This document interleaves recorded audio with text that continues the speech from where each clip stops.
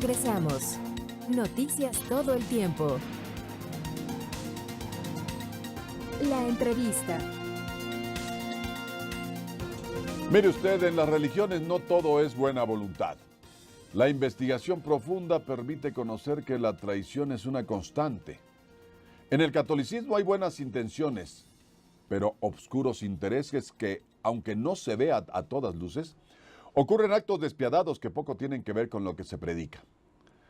Me da gusto tener aquí en el estudio a Leopoldo Mendívil, escritor con quien iniciamos una interesante plática sobre los secretos del Vaticano. Bueno, Bienvenido. Muchas gracias. Bienvenido, Leopoldo. Un honor estar aquí, siempre. Gracias. Secreto 1910 es una de su primera novela histórica, pero ahora Secretos Vaticano. Así es. Y yo no traigo el ejemplar de Porque Secreto está en el Vaticano horno. porque está en el horno, pero el primer ejemplar que salga es para este gran programa. Muchas gracias. Que además es el primer espacio donde hablamos de este libro, que básicamente, pues sí, como lo dices, es la gente creyente, que son millones, tiene una fe y demás, pero se desconoce mucho de lo que ocurre dentro de esta gran institución gigantesca, y hay intereses increíbles de dinero y de política. Hay muchas cosas que ocurren que la gente no se entera. Así es, no se enteran. Sin embargo, estas grandes olas impactan, por ejemplo, el actual porque Papa. hay que decir que aún en la religión, primero, es una religión rica. Así es. Hay mucho dinero. Así es. Hay muchos intereses. Hay mucho poder. Hay muchos complots, hay muchas traiciones y muchas otras cosas que se pueden ver. Así es. O sea, no es algo fácil desentrañar lo que es una religión. Vaya, el Vaticano es uno de los lugares más ricos del mundo.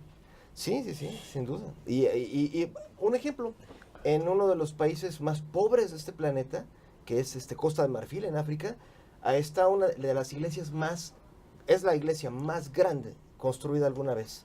Y cuesta aproximadamente como el 9% del Producto Interno Bruto de todo ese país. Y eso fue un proyecto del Vaticano. Pero lo peor es que parte de ese fue dinero que se limpió para otra operación más grande, que es la Operación Gladio, que es realmente el centro del libro secreto Vaticano.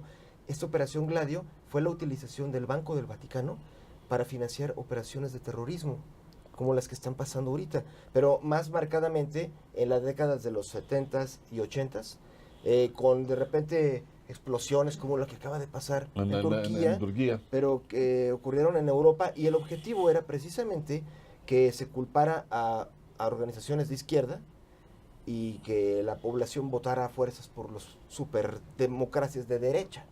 Porque la gente decía, sí, son los comunistas que están haciendo esas explosiones. Era falso. Eran realmente movimientos financiados por los Estados Unidos con dinero que se lavaba ahí en el Banco del Vaticano, porque el Banco del Vaticano está diseñado para poder hacerse esto. Así, además es un banco que no tiene gobierno más que del Vaticano. Así es, y lo peor... Y no se rige por reglas internacionales tampoco, es un banco del Vaticano.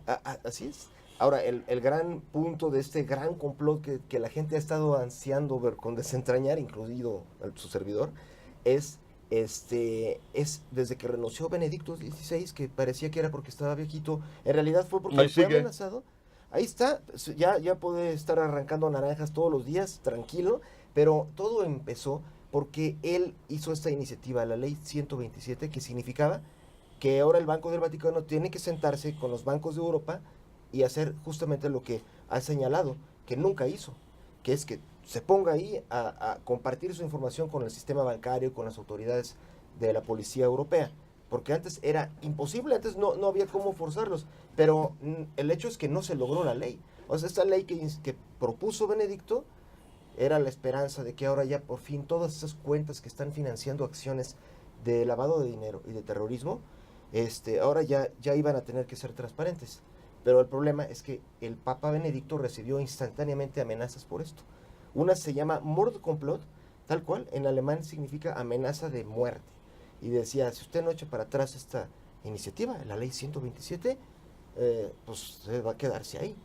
Y bueno, pues él tuvo que renunciar, eso es O sea, es una de las razones de la renuncia del Papa Benedicto. Una de las razones, pero creo yo y creo que muchos coinciden en que es la principal, porque para dar un ejemplo, aquí en Digo que México, estaba ya muy cansado y que, a ver, ahí está, y no pasa nada, ¿eh? sí, sigue vivo. Y tiene mejor salud que muchos. Así es. Sí, porque tiene, bueno, ya sí está, no me acuerdo exacto, pero son casi los 90. Pero el caso es que, por ejemplo, el que era el presidente del Banco Vaticano, que era Ettore Gotti Tedeschi, había sido él el director de Santander en Italia. O sea, era un banquero de gran escala. Pero el problema es que a él también lo amenazaron de muerte. Y estando un día comiendo con un fabricante de armas, los estaban grabando. Le inventaron que era psicótico. Un día que le hicieron una comida, había ahí un psiquiatra que estaba bajita la mano tomando notas de todas las... Si el tipo se hacía para un lado, para el otro. Las actitudes. Sí, al día siguiente se publicó en todos los diarios de Italia el perfil psicótico de este hombre. Y también le dijeron que era homosexual. Es algo, se las gasta fuerte el Vaticano cuando trata de tirar a sus propios individuos.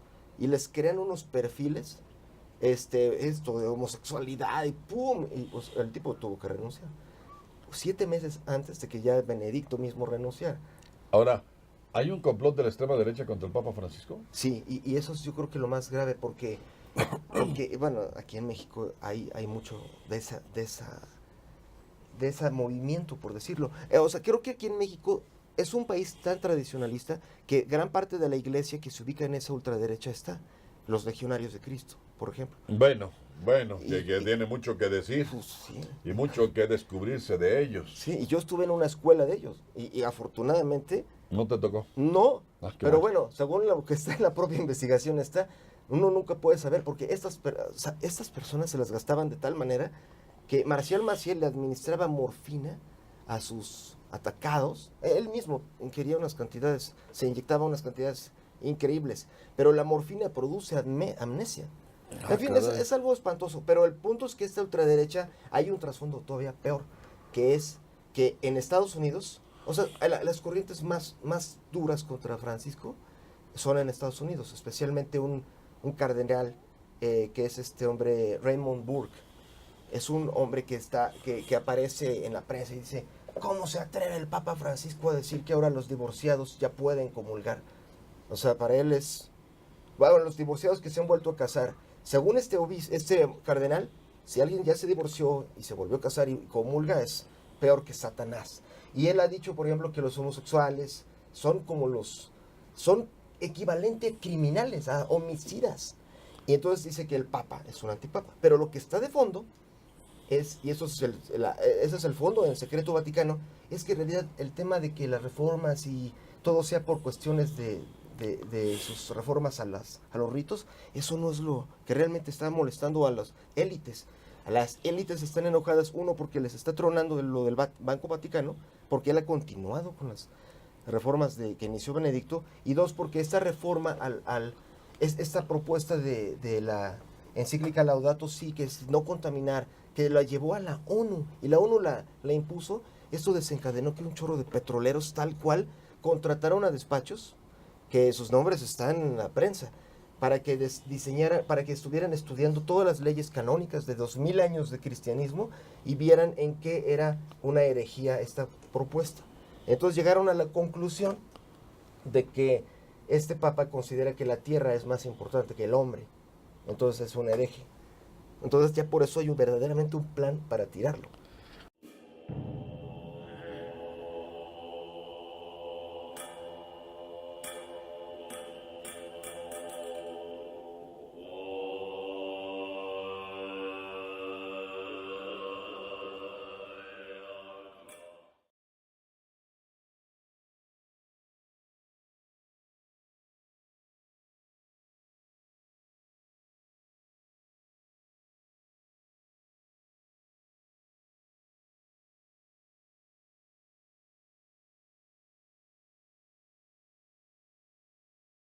Todo el tiempo.